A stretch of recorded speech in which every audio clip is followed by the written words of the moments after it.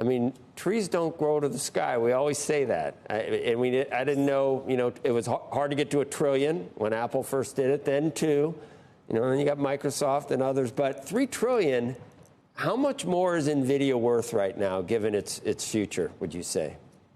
Well, I remember having this discussion when Apple hit $1 trillion with you, and it's still higher. And listen, it really comes down to the fundamentals, to what's their place in AI, where the content's going, and this is still a really good story here. And what I think is important is obviously the impact on AI and such, but Nvidia's content is going up significantly, and this isn't a stock where the multiple has expanded over time.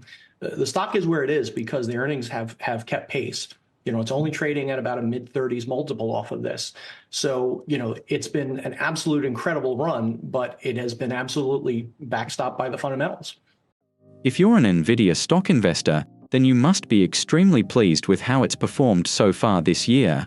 The stock is up more than 150% year to date, and the company also delivered blockbuster earnings and guidance for the current quarter, showing that there's still a lot of room for growth. That's why Nvidia hit a market cap of $3 trillion and surpassed Apple's market cap. But it ended up pulling back, even though many were expecting it to overtake Microsoft too. However, according to one chief investment officer, Nvidia has one overlooked catalyst that will help it surpass Microsoft and become the world's most valuable company.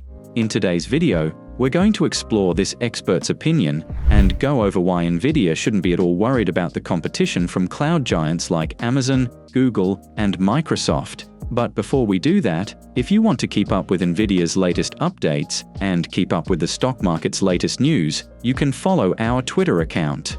We post multiple times daily about the biggest changes and catalysts in the market, so click the follow button if you don't want to miss the newest market updates. Now, back to today's video. So all in with, factor in competition and where we are in the, adoption of AI and the use of chips for both of the segments that it causes, to set it up and to build it out and everything else. What kind of compound growth rate do you see for Nvidia over the next 5 years for earnings? Well, and things are moving very quickly in AI, but it's been running at revenue has been doubling, more than doubling year on year for the past several years as AI has taken hold. What I think is interesting in Nvidia and semiconductors in general is that now we're seeing pricing go up too, and it's not pricing going up just because they're taking price and raising price indiscriminately. It's because at the end of Moore's law, if you want more performance, you have to pay for it.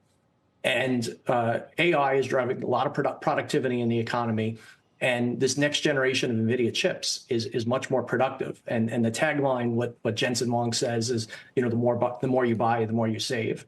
So what's happening is, and the answer to that question over time is difficult to quantify.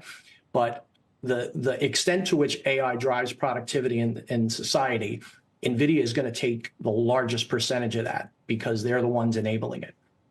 Nvidia's expected free cash flow over the next 2 years highlights the immense potential of the AI chip maker, according to Yuri Kojimirian, Chief Investment Officer at Tamer ETFs.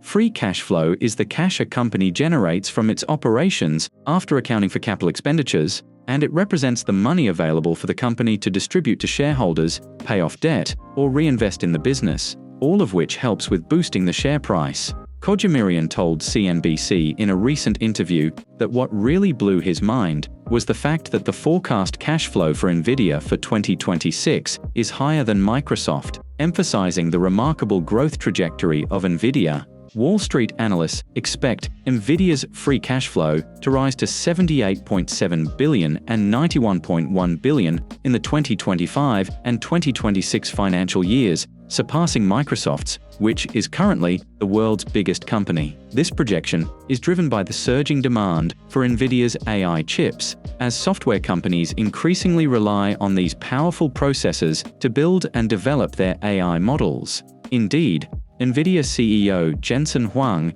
had said that the company's customers want to put Nvidia's GPUs to work right away and start making money and start saving money. He also said that demand for the company's flagship H100 grew throughout Q1, right after the company announced its upcoming platform, Blackwell. So this means that Nvidia won't be seeing a demand problem anytime soon. Jensen added that demand for both platforms will outstrip supply well into next year, with the complexity of these chips also challenging the company's efforts to keep pace. If anything, that means huge revenue streams for the next 2 to 3 years, or even more. But not all analysts agree with the CIO, and some of them even think that the company's earnings prospects are uncertain.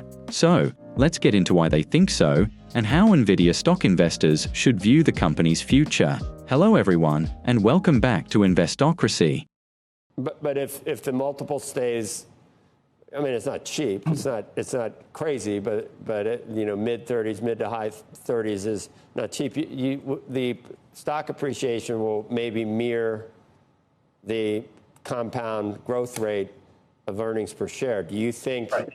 You think it can grow at 20% a year for 5 years, earnings per share? I absolutely do. Absolutely. That and 30%? I'm just wondering what. And I think growth rate in the 30s is a very reasonable approximation on it. And again, one of the proxies that helps you to get to that number is generation on generation pricing for this next generation looks to be about 40%. And they're coming out with product every single year. In addition, they've expanded their networking portfolio, and going forward in AI, networking is going to be a much bigger driver of performance as well. So there's a lot of irons in the fire, pricing's going up, and obviously AI is doing what it's doing. So I think a growth rate in the 30s is absolutely reasonable. And again, with a stock multiple in the 30s, that it's a peg of about 1.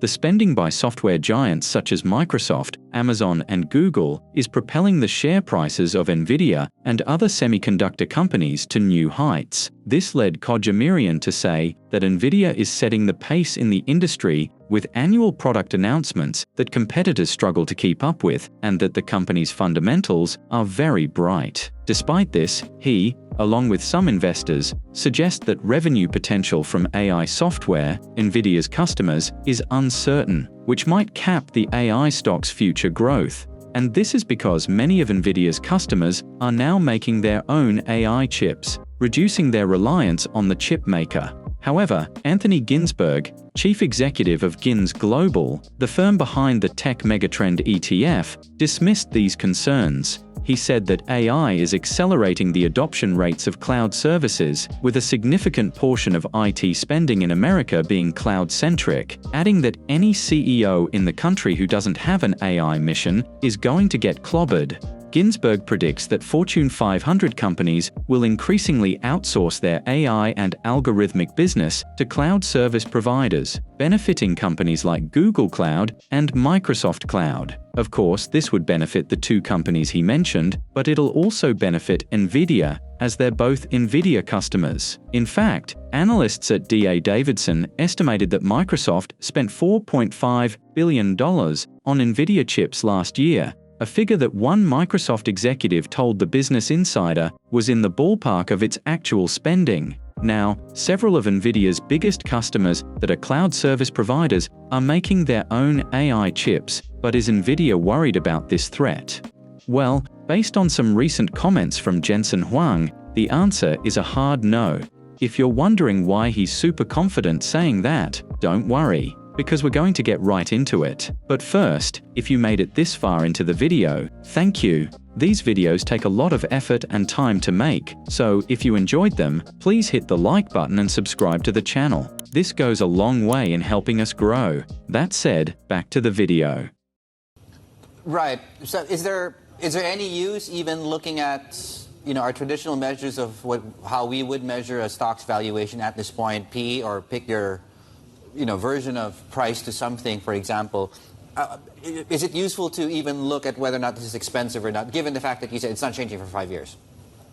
Absolutely. I mean, look, investors still have to be thoughtful in their actions. You know, when it was trading at $150 or so in 2022 in July, I was saying this could be the buy of a lifetime when I was talking about just the AI movement in the companies that had the opportunity. And then when it hit over 900, I put an op-ed out and I said, you know, it's made a really great run. And that doesn't mean it's not a great company, but you are talking about it has very high concentration with 5 customers. It has a big pull forward on the buying for CapEx. You have every hyperscale cloud provider on the planet looking to build their own chip. You have Intel and AMD coming in behind. And of course, you have margins that you have to ask, how sustainable are these margins? But having said that, you know, if you are a defensive investor, if you want to be in on AI and you want to kind of be safe, it feels like NVIDIA is still the safest bet. During Nvidia's Q1 earnings call, Jensen was asked about the extent Nvidia views its large cloud customers as competitors, and he quickly replied that Nvidia is different from companies in 3 key ways. First of all, Nvidia differentiates itself from the large cloud service providers through the richness of its accelerated computing architecture. Jensen emphasized that customers can use this architecture for practically all of their AI needs, including training models and inference. He also added that AI inference has fundamentally changed. Instead of pattern recognition, large language models are now used to generate images.